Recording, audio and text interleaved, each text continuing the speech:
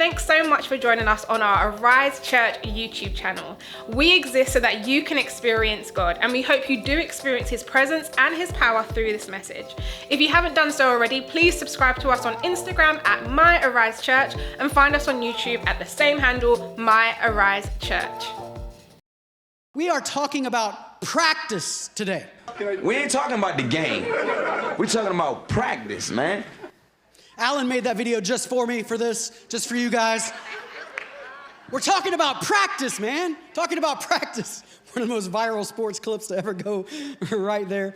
Man, we're talking about practice because practice makes perfect. We're talking about training because you got to train if you're going to win the battles. And we're still in the Summer in the Psalms series while some of the PowerPoint changes and stuff for Father's Day.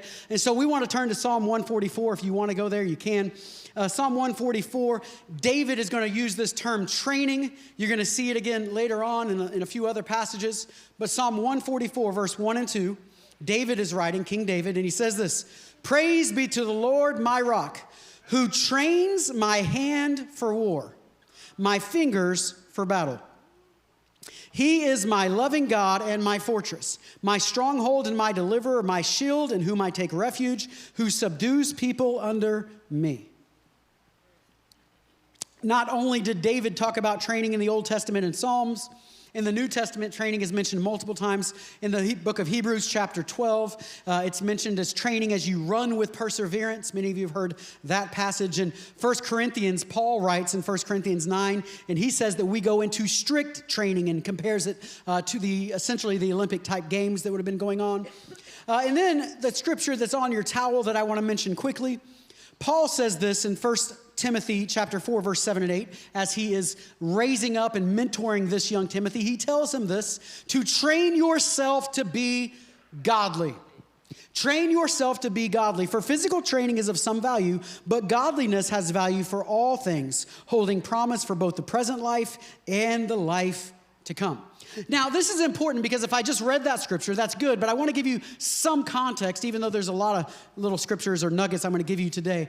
The context is in chapter 4, verse 1, preceding that verse I just read to you. It says this: "The Spirit clearly says that in latter times, some will abandon the faith and follow deceiving spirits and things taught by demons." This is very important because I would argue that we are in latter times. And I would argue that some of the things that you see happening across America today are those very things right there, that they are abandoning the faith, following deceiving spirits and things taught by demons. My God, we're so confused in America right now, we don't even know what a male and a female is. We don't know what a man and a woman is. So this is what I want you to see. If you are going to not be swayed by these demonic things, which are so ingrained in a culture that people lose their faith all the time and wander into weird beliefs and strange things that Paul's talking about, that the Spirit was showing him in advance, maybe even showing him here today. If you're not going to do that, how do you not fall into those things? You train yourself in godliness. And if you will train yourself, disciple yourself, be one with the Lord, if you will train yourself accordingly, then you won't fall into the temptations. You won't fall into the wrong ideas, the crazy stuff that's going on all over our society today. We train ourselves for godliness. Now, if you're taking notes, number one is this: we are training, not trying.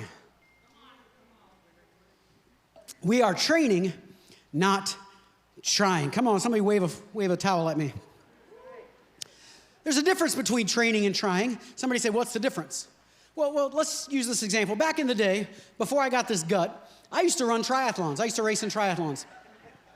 And when I would race in triathlon is a weird sport. The longest one I did was called an Olympic triathlon. If I remember it correctly, it was a 1-mile swim. I think I said 27 in the first reference. I think it was 22-mile bike. I think I said that wrong. But a 22-mile bike, if I remember correctly, and then a 10K. So then you're running 6.2 miles, so a 10K at the end. So it's pretty substantial. Here's the thing about triathlon compared to other sports. It starts with the swim, and when you're swimming a long way, you can literally drown. All the rookies are the ones with the black little hats. They give you little, water hat, the shower cap thing, The rookies wear the black ones because they don't know that when you start sinking, the lifeguards can't see you. Those of us who've been doing it a little longer, you wear the bright yellow, the bright pink, like give me some kind of bright color so the lifeguard can find my body at the bottom. But But you gotta, man, if you go get in the water and swim in a race for a mile, that's a long way. If I remember correctly, it would take me roughly 40 minutes of straight swimming, nonstop, or close to it, 37 to 40, of nonstop swimming to swim a mile. That's a long way. You don't just walk up at a triathlon. Say somebody walks up next to me at the starting gate, and I was always in the Clydesdale division, because even when I was skinny, I was still over 200 pounds. It does wonders for your self-esteem that they go, oh, you're in the Clydesdale division. Thank you. Okay. So I'm in the Clydesdale division. I get there. Let's say this person walks up beside me and they're like, I just decided I'm going to try to run a triathlon today. How far are they going to get? If they have not trained, there's no way they're going to make it. They're going to be the one hanging onto the side of a kayak with a lifeguard right there, giving them mouth to mouth, trying to keep them alive. There's no way, right? Because there's a difference between trying something and training. And far too often we are trying to be godly rather than training to be godly. Those are two very, very different things. And as Master Yoda would say, no, try not. Do or do not. There is no try. We got to stop trying and start training. Training, it's literally the word in the Greek that would be the same word we get gymnasium from. It means gymnasio is the original word. It means to work out or to exercise naked. Don't do that. But it's literally that you are going to go into the gym and work out. And here's the thing you need to see. The difference between winners and losers, the difference between those who are successful and those who are unsuccessful is not the goals. Everybody has the same goals. Everybody wants this thing or to accomplish this thing or to be this thing. All the men in this room, we all, if you're a Christian, you go, I want to be a godly man. Come on. Can I get a flag wave? Keep this up. You said everyone, we have the same goals. The difference is not the goals. The difference is, are we trying to be godly or are we training to be godly? See, to try is an attempt to do the right thing by exercising effort in the moment. So in moments where godliness needs to rise up, where you need to stand up and do something or stand up and not do something, in those moments, now I'm going to try, like stepping into a triathlon, or am I trained so in those moments I've developed the strategic habits that equip me to do the right thing in the moment? Come on. Are y'all with me? Yeah. So you can't wait until you are late at night and tempted with pornography to decide whether I'm going to try to say no. No, you started training a long time ago if you're going to say no. Yeah, that's right. Come on. You can't wait till you get the job offer to go, I'm going to try to do this job. No, you better have had some training or you're never going to be able to step into the job offer that's given to you. That's right. You can't be the one that says, I'm going to stand up for what I believe at work and I'm going to be a godly man and in the sake of this crazy culture, I'm going to stand up for what I believe when you haven't been trained and I'm just going to try to do it. And the second they ask you something you don't have an answer to or push you in a way you can't handle it, you're just trying. And they're two very different things. To try kind of gives this image that I'm trying to be something. To train gives an image that I am something and I'm training to be better at it. You're not trying to be godly and train in godliness so you're a little more godly this week than you were last week. That's the difference. See, training is doing what you can do today so that you can do tomorrow what you can't do today. You make the changes. You put sin behind you. You have a maturity. You accomplish the goal. You do those things through the disciplines that you put in your life. And that's what training is all about, is disciplines. Training instead of trying means choosing disciplines. Discipline is choosing what you want most over what you want now. Right? Discipline. I want the biggest giant piece of shepherd's pie that's the same size, but I also want to lose weight. So which one am I going to do? Am I going to discipline myself to get what I want, or am I going to settle for what I have now? Discipline. Training means I go to the gym and instead of playing video games. Training means when I get to the gym, I don't check out the person around me that's got a really good body because I'm training in godliness. And I've already determined before I ever got into the moment who I was going to be. Are y'all with me? Yeah. Training means I'm going to sit and talk to my spouse rather than put on Netflix. Training means I'm going to start putting money into savings and planning for the future instead of buying this latest gadget and this thing that I think is so cool that I want right now. Training means I'm going to sit down and read my Bible rather than sit down and go on a marathon of Netflix. Training means that you see yourself as what you can become and start taking the steps to do it. It's discipline. So see, if you want to grow in godliness, you got to train in godliness. If you want to grow in godliness, you got to train in godliness. And not choosing what you want, though, it can feel painful. It can feel painful. Because here's the thing. In the moment, I really want this thing. And to discipline yourself, to train yourself means I'm not going to have this little thing so that I can have that big thing over there. There are some things that are cheap now and expensive later. You can have an affair. It's cheap now and it's very expensive later. There are other things that are a little more pricey now that'll save you on later. You can do the right thing, training day in and day out, which is the more expensive things now, so that when you get later on, you can experience easiness that you wouldn't have had. You will never rise up in the moment that God's created you to rise up in if you haven't been trained and established to prepare yourself for the moment when they come. So the question becomes, which regret will you have? Which pain will you have? Will you have the pain of the here and now and what I don't want to do? Or will I have the pain of what it becomes on the other side of it? The pain of regret. Will I do what's difficult now, or will I step into what's difficult later? And what's difficult later is always way more difficult than the discipline of it now. See, the path to public success is always paved in private disciplines. But we ain't trying to be godly men. We are training to be godly men. And that path to public success is always, you see it beside the private disciplines. Anytime you see somebody becoming great, you know there was something going on that you never saw. Or they'll rise to the top, the lights come on, and they get shattered. Don't believe me? There's a quote here by Joe Frazier. Go to that slide. I'm skipping the Dallas Willard one. Joe Frazier says this: you can map out the fight plan or life plan, but when the actions start, you're down to your reflexes. That's where your road work shows. If you cheated on that in the dark of the morning, you're getting found out now under the bright lights. Woo, heavyweight champ, Joe Frazier, that's what he said. You're 2 slides ahead of where you are right there. See, the right inputs will always lead to the right outputs. In business, some of us understand this to help some of us.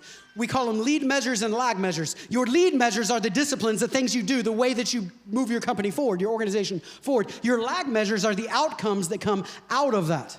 Some of us get so caught up in the lag measures, which are usually the symbols of success, the growth of the organization, the things you've accomplished. But those are just the lag measures that follow the lead measures of the decisions you're making. Are y'all with me? So if you want different lag measures, if you want different success things, don't focus on those. Focus on the disciplines. Focus on the disciplines, the sweat, the blood, the tears, and you'll get different outcomes. Right.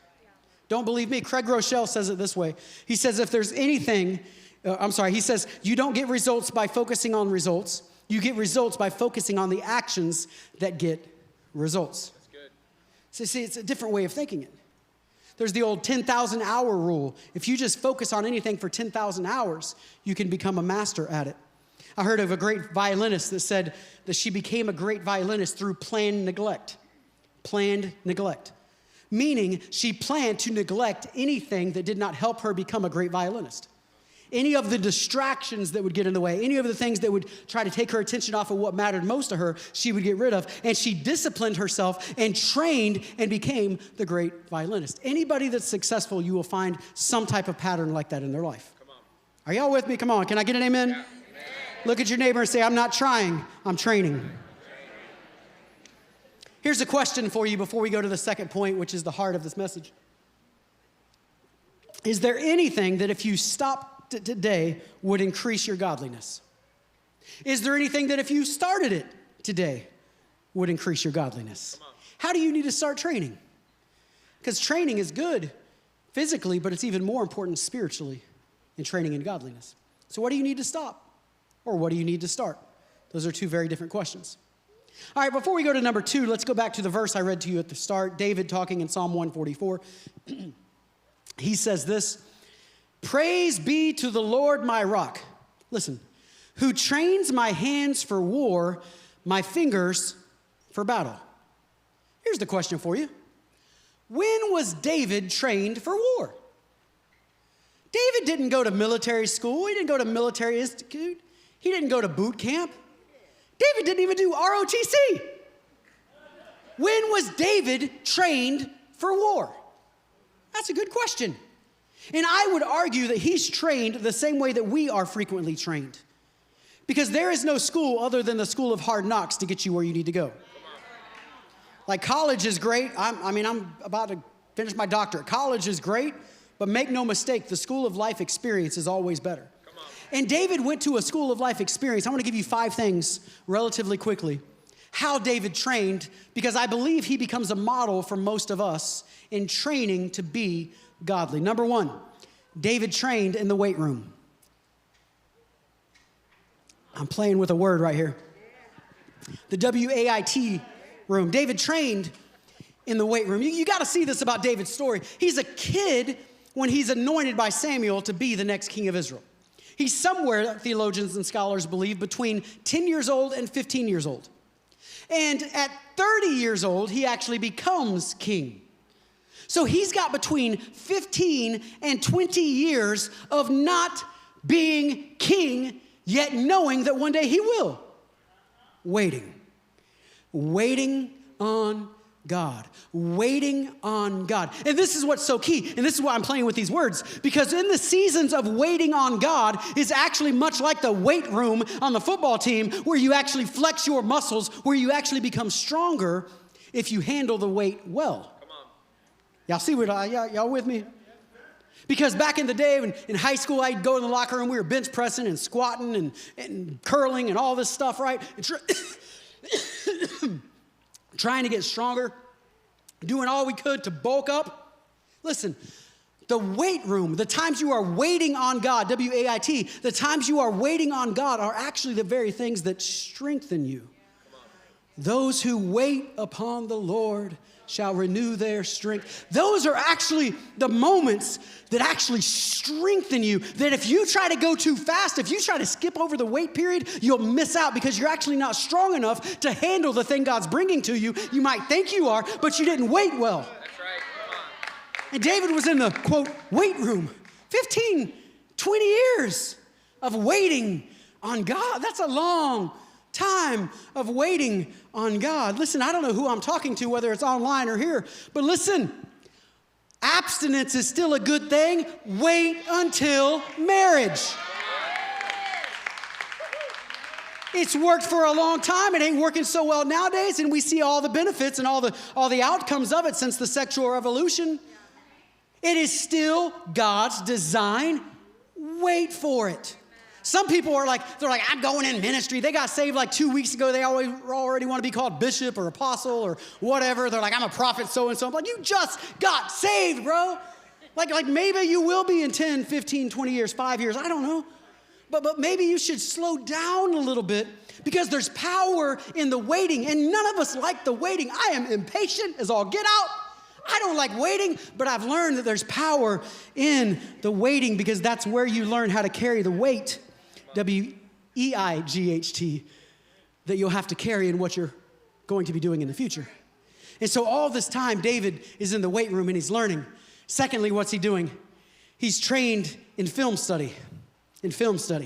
Not only did we work out with weights back in the day, and many of us still do, but now you see this imagery of film study that back in the day, every Saturday, this was my school's way of doing it. We had some during the week too, but Saturday mornings, high school football was Friday night. Saturday morning, we all met together. None of us wanted to be there. We're all beat up, sore, a little wounded from the night before, having to get up early. I drove a long way to get to school, drive all the way to get to school, to sit there and watch, this will remind some of you, on a tube TV that was like this big, on a rack with a VCR that had little blurry lines going through it every once in a while. Come on. Anybody remember those days? If you're under 40 right now, just ignore this part. You don't know what I'm talking about. Little blurry lines going through it, little tube TV. And whatever players would show up, so there's 20, 25, 30 of us all gathered around this television, and the coach would sit next to the television, and he would say, Johnny, you should have caught this ball right here. Make sure you focus. You didn't catch this. Did you see the way you broke out of this line, Peach? You got to get that line right. Mike, did you see the way that you got to block this guy? You got to get around the corner. You got to get the edge on this guy. And he would sit there, and sometimes he would encourage you Sometimes he'd be, oh man, that was a great throw, great job. That was a great read on that option. Other times he's like, Brent, what are you doing out there? Come on, man. Come on. I should say this because he might be watching. There's a guy that played with me back in the day named Brian. Brian might be watching online today. So if you're watching this, I'm saying this just for you, just in this service. One time, Brian ran a sweep. He's running around the corner. He was a running back. Brian's running. This guy went to jump at him, and this is high school, so it's not NFL. Brian leaps right over. Dude flies underneath him. We got to that part. Brian's like, watch it again, coach. Watch it again, coach. So we go back. Watch it again. Watch it again, coach. Y'all see that? Y'all see that? That's the film room. You watch, and you learn good and bad, positive and negative, how to defeat the positives, how to get better at how to defeat the negatives, how to get better at the positives. Almost always, it's not a 100% rule, but almost always my experience has been before God places you into the position that you desire, he will place you around the position. And when you are around the position, then you get to watch how somebody else handles the position. David is going to be the next future king of Israel. And he finds himself in the palace next to King Saul, playing a harp, being a bystander. Saul's over here doing his stuff. David's over here playing his harp, and he's watching. How do you act in the king's house? How do you respond to people? What's the appropriate mannerisms that's going to go on? If I'm going to be king one day, what do I learn? And here's the key. Some of the things he learned from David, without a doubt, he's probably going, I am not going to do that. I said some of the things he learned from Saul. I'm not going to do that. Because Saul was not a godly king. He had some moments, but in general, he didn't end well. So he's probably looking at, I'm not going to do that. But you know what I am going to do? This and this. There's a film study of life. If you want to grow in godliness, get yourself around some godly men or women and watch how they act. And there's some things you'll go, yeah, I didn't really like the way they handled that. And I'm not going to handle it when it comes in my way. And there's other moments you're going to go, oh my gosh, I could do that. I could be like that. There's a power there. I worked under several pastors, I forget how many off the top of my head, before I became the pastor to Rise. And in every single pastorate, there were moments I could say, man, I want to be like this in this way with this person. And then there were other moments I thought, I do not want to do that. And those skills got honed as you watched, quote, film study, and you watched what other people were doing to be the very best you could be. And I believe that's what David was doing. He's training in godliness by watching so that he can step into his future ministry that God has for him. Come on, look at your neighbor and say, I'm training, not trying. Letter C, the third one, David trained on the practice field. David trained on the practice field. Say, what are you talking about? What practice field? Long before David ends up in the game with Goliath, and he's going to slay this giant that's going to put him on the map, and he's going to become famous from that point on, and people will know his name. Long before that, he's over here on the practice field fighting a lion and a bear. A lion and a bear. Over nothing, too, man. They were getting your sheep. Like, I don't know about you, but if you're taking one of my sheep and you're a lion, I'm like, okay, you can have it. You win. But David is all in, baby. David's like, I got to go after this thing, and I got to stop this thing. You are not taking one of my sheep. And he goes and he kills a lion and a bear, not even knowing that that's practice for Goliath. So then when he stands up and gets ready to go to Goliath, and Saul says, boy, you don't know what you're doing. What are you thinking? David can then go, hey, on the practice field, let me tell you what I did back here. A lion went down, a bear went down. Goliath is going to be just like them. Come on. That's right. All right, let me talk to some athletes, or if you were involved in anything, you know this. Practice makes perfect. The way you practice, hear me, all the coaches, can I get an amen? The way you practice will determine how much playing time you get. Come on. You can be the fastest kid, you can be the strongest kid, you can have all the skills in the world, but if you can't show up on the practice field, coach is never going to stick you in on the field in the game. That's right. David didn't realize that he was on the practice field proving to God what he can do so that when the opportunity came, God could elevate him and say, all right, this is the game. Go in there and get Goliath. Are y'all with me? Yeah, come on. You will play how you practice. That's right. How are you practicing? How are you practicing? You got here early for church, or are you late?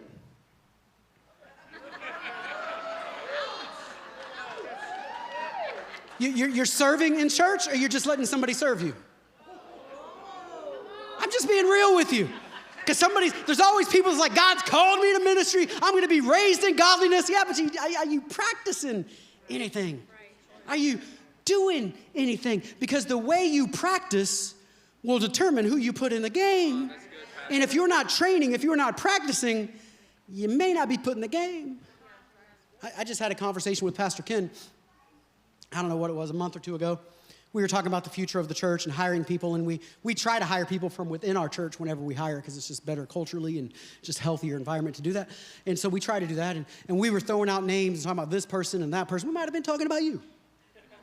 We were talking about this person and what they did and what they did. And so, it's just all positive. And I threw out a name. I said, man, I really like this person. He said, yeah, but what you may not know about that person is they've started ASOM, Rise School of Ministry, a couple times, and they keep quitting. I'm just telling you, if you don't show up on the practice field, if you can't prove yourself in the small thing, why would God give you the big thing? Come on, that's good, Pastor. Practice makes perfect. Practice makes perfect. Oh my goodness. The fourth thing here, David trained through the grind. David trained through the grind.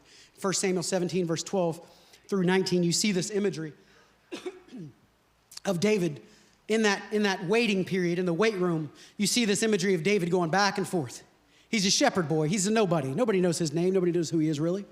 And he's in Dad's house. Dad's like, go watch the sheep. Okay. Saul says, come play the harp for me. He goes to the king's palace, plays the harp. Okay. Dad says, come back home. Okay.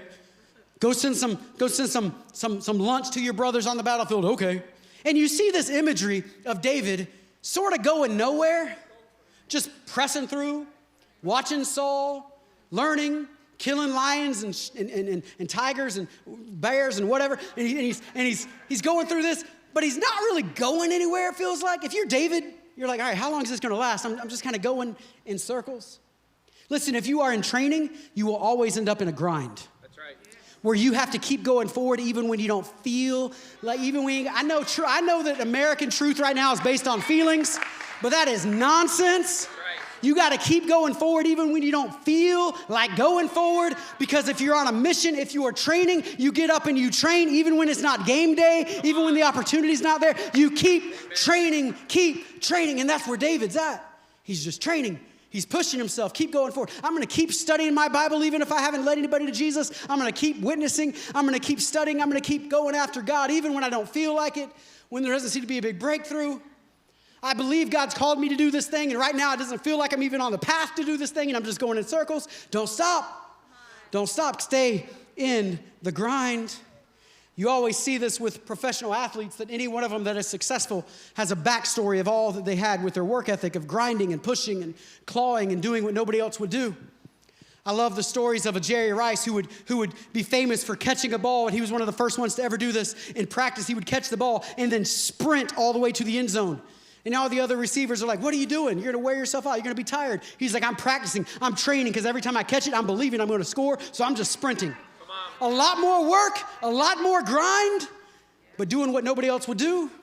I love the story of the great Bucks player Mike Allstott, that when he was in college, he would push the Jeep up the side of the hill. Y'all remember those stories? And he would push. That was one of his workout routines, grinding when nobody else was seeing it.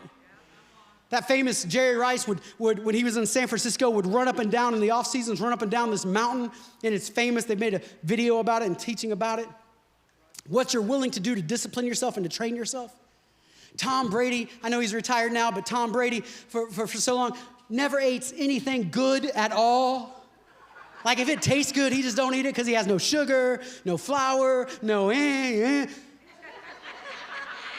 Bro, I'll run the mountain all day long. Just give me some bacon. Come on, y'all. But Tom Brady's going to discipline himself so that he can play till he's 600 years old. He's going to discipline. He's going to train in a way that others won't train. He's going to be in the grind. Come on. That's good, Pastor. When nobody sees it, he's behind the scenes fighting and clawing. And this is what David's doing. He's behind the scenes, but he's still got this work ethic. Perhaps the most famous work ethic in all of the Bible, or I'm sorry, in all of sports is not the Bible, sports. It's Kobe Bryant. Kobe is not in the Bible. Some of your Bibles, he might be there, but he's not in mine. You got that weird translation. Somebody got the NBA version of the Bible. Anyway, Kobe Bryant is one of the most successful basketball players of all times. He's won 5 NBA championships, 2 gold medals in the Olympics, amassed millions and millions of dollars in his career, and his work ethic, though, is legendary. In fact, it's so legendary that some of it seems to be made up because it's just kind of silly. For instance, Shaquille O'Neal said that Kobe used to shoot in the gym without a ball. Some of it's probably exaggerated. For instance, it's said that in high school he used to play his teammates one-on-one to 100. I don't know. And others of it is just ridiculous. Like they say that he's had Nike shave millimeters off of his shoe so it would give him a 1/100th of a second faster reaction time to getting to the ball and such. So some of it was probably a little crazy. But there is one story from 2012 that came out from a man by the name of Robert. And I'm going to read this to you. In 2012, Kobe Bryant was selected as a member of Team USA in the Olympics. During this time, one of the athletic trainers for Team USA, a man by the name of Robert, was working with Kobe to prepare for the Olympics.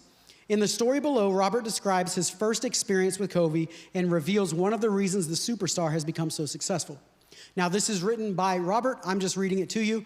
It's written by this trainer. The trainer says this. I was invited to Las Vegas to help Team USA with their conditioning before they headed off to London. I've had the opportunity to work with Carmelo Anthony and Dwayne Wade in the past, but this was my first interaction with Kobe. The night before the first scrimmage, I had just watched Casablanca for the first time, and it was about 3:30 a.m. A few minutes later, I was in bed, slowly fading away, when I heard my cell ring. It was Kobe. I nervously picked it up. Hey, Rob, I hope I'm not disturbing anything, right? Oh, no, Kobe, what's up? Just wondering if you could help me out with some conditioning work, that's all. I checked my clock. It was 4:15. Yeah, sure, I'll see you in the facility in a bit. It took me about 20 minutes to get my gear and get out of the hotel. When I arrived and opened the room for the main practice floor, I saw Kobe, alone. He was drenched in sweat as if he had just taken a swim. It wasn't even 5 a.m. yet. We did some conditioning work for the next hour and 15 minutes. Then we entered the weight room where he would do a multitude of strength training exercises for the next 45 minutes. After that, we parted ways. He went back to the practice floor to shoot. I went back to the hotel and crashed. Wow, I thought. I was expected to be back at the floor of the gym at 11 a.m. I woke up feeling sleepy, drowsy, and pretty much every side effect from sleep deprivation. Thanks, Kobe. I had a bagel and headed off to the practice facility. This next part I remember very vividly. All of the Team USA players were there. LeBron was talking to Carmelo. Coach Krasinski was trying to explain something to Kevin Durant. On the right side of the practice facility, Kobe was by himself shooting jump shots. I went over to him, patted him on the back, and said, hey, good work this morning. Huh? Oh, like the conditioning this morning. Good work. Oh, yeah, thanks, Rob. I appreciate it. So when did you finish? Finish what? Getting your shots up. When did you leave the facility? Oh, I'm sorry, just now. I wanted 800 makes, so yeah, just now. For those that are keeping track, Kobe Bryant started his conditioning work around 4:30 a.m., continued to run and sprint until 6 a.m., lifted weights from 6 to 7 a.m., and finally proceeded to make 800 jump shots between 7 a.m. and 11 a.m. And oh yeah, all of that was before Team USA had practice. I don't know who I'm talking to, and everybody's not going to have the work ethic of Kobe, but you need to hear this. God's grace and your grind go together. Amen. The more you are willing to grind and work and do what nobody else is willing to do, the more grace you will be given to accomplish those things. The more grace you are given by God, the more you're going to be willing to grind and work. This is not a faith and works, this is faith and works together. I've experienced this in my own life. If you are willing to do what nobody else is willing to do, God will give you a grace to do those things. And you'll find that you'll accomplish things that are crazy and that are wild if you'll have a work ethic to push for it. There is no such thing as an overnight success. It comes from the grind. In 1 Corinthians chapter 15, Paul actually says this. Paul says that he outworks all the other apostles. Somebody say, Paul could be kind of arrogant. He can sometimes. But Paul said he outworks all the other apostles. I can't tell you, this is not a competition. I'm going to outwork every pastor on our team. And I hope they have the same attitude towards me. I'm going to outwork you. I'm going to train for godliness harder than you are. And I hope that challenges you to train for godliness harder than I am. Because there's a grittiness that it's going to take to fight through and plow through and move things forward when you're exhausted and tired, and keep going, that in the middle of that, God's grace is with you. God's grace is with you. The fifth one here, David's training came from internal motivation. I don't have time to unpack this the way I would love to.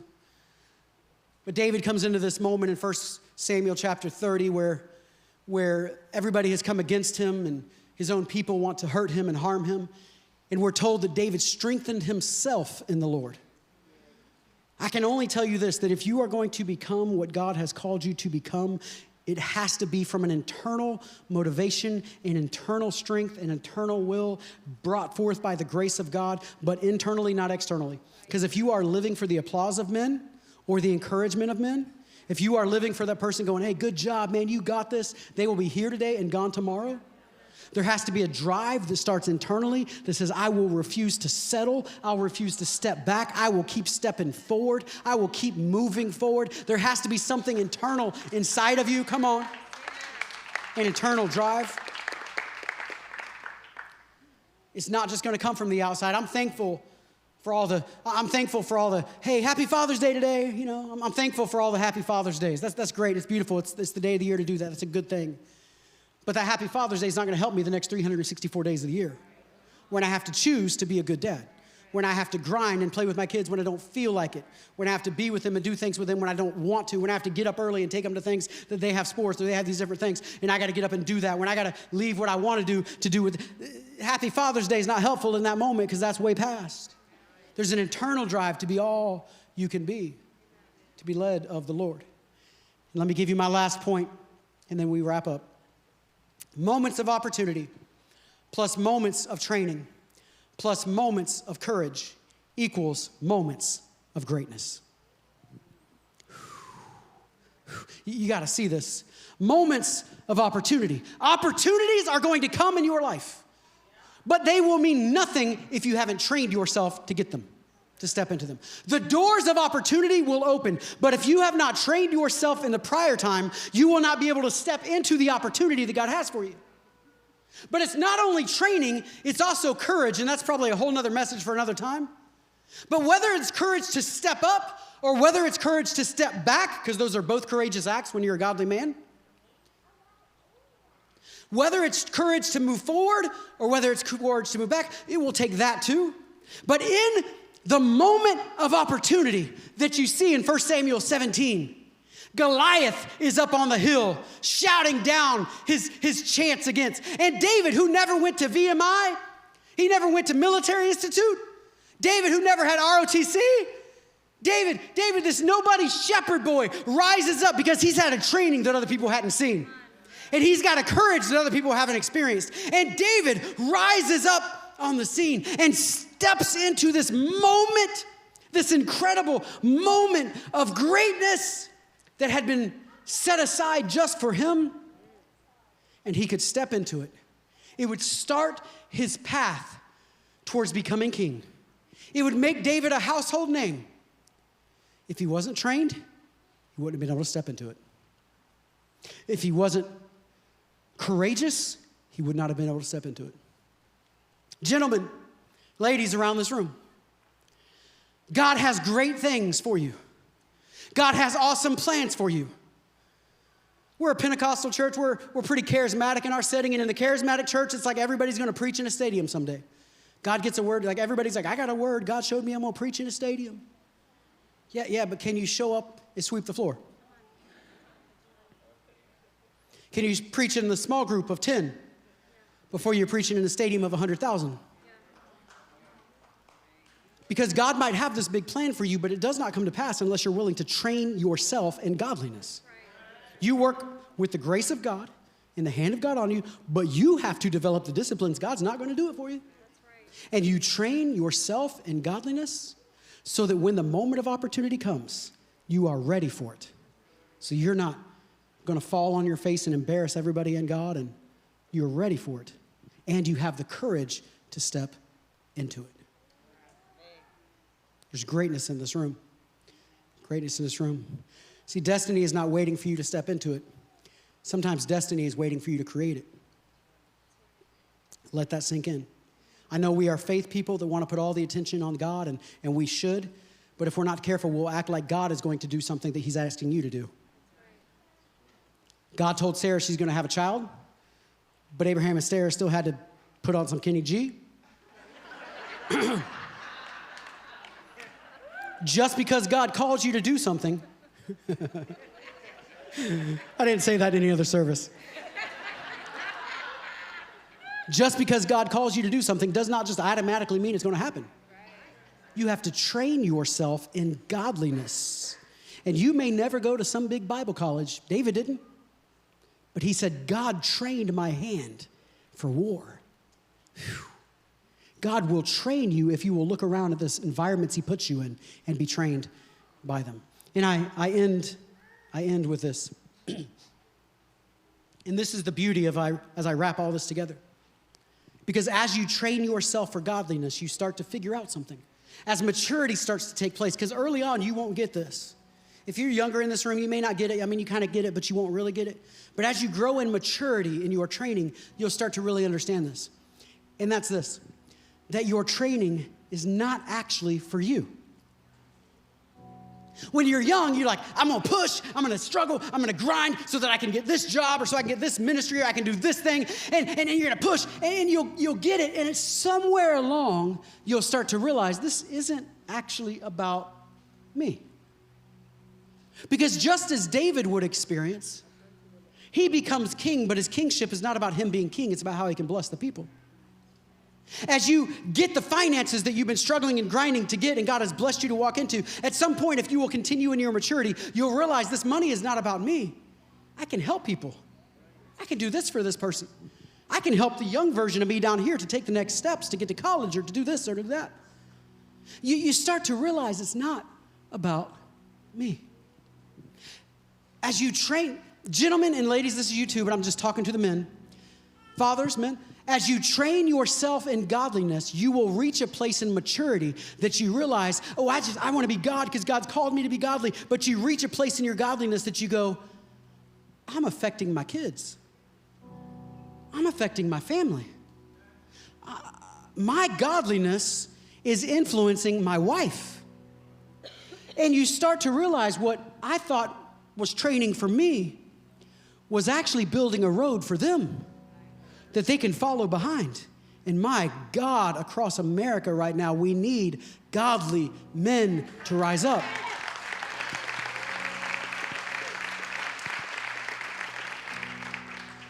And suddenly my training created a path for my son. My training created a path. Listen, your church needs your training. Your country needs your training. My goodness, right now with everything crazy, you need somebody who can stand up for truth and know why they believe what they believe and stand up for it. And that doesn't mean sharing a post. That means standing up courageously and being honest, but understanding, training yourself so that when the moment comes to stand up in your organization, in your business, you can do it boldly and strongly. And even if they fire you, you will know for sure that they knew why they fired you. Because that's what training does. But you start to realize you affect all these people around you. And the training was never really about you. I shared this in a post yesterday. I just stumbled across it. I thought it was so good. A father said to his son, "Be careful where you walk." The son responded, "You be careful. I walk in your footsteps." Gentlemen around the room, I mean, again, it's for all of us. Ladies, you'll get as much out of this message as men, but gentlemen around the room, this towel, silly little sweat towel, sports towel, whatever you want to call it, becomes this image that I want you to put somewhere to remind you, keep training. You're not trying, train. If you try, you'll think I'm not this, I'm just trying to be this. If you train, you'll think I am this, and I'm going to get better at it. Train, don't try. Train yourself in godliness.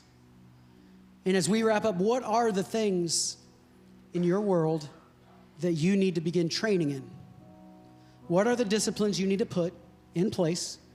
Or what are the things you need to take out of your world to help you train in godliness? Only you know the answer to that. I don't know. I don't have a word for God for every one of you. I have a word from God for all of you. But God is calling you to train in godliness, or you will end up, and I don't mean this as a prophecy, I don't mean this as ugly, but this is what we were taught. In 1 Timothy 4 that I just read, verse 1, or you'll end up being that person that's caught up in the deceiving spirits of this world. And we've all watched it happen with other people. And you're like, how can you even believe that? What in the world is going on? You'll end up caught up in things because you never trained yourself in godliness to withstand the winds and stuff of this world. God is doing so much here at Arise Church, and we want you to be a part of it. Stay connected with us on our YouTube channel, Facebook, and Instagram, and wherever you can find us online at My Arise Church, and we'll see you next week.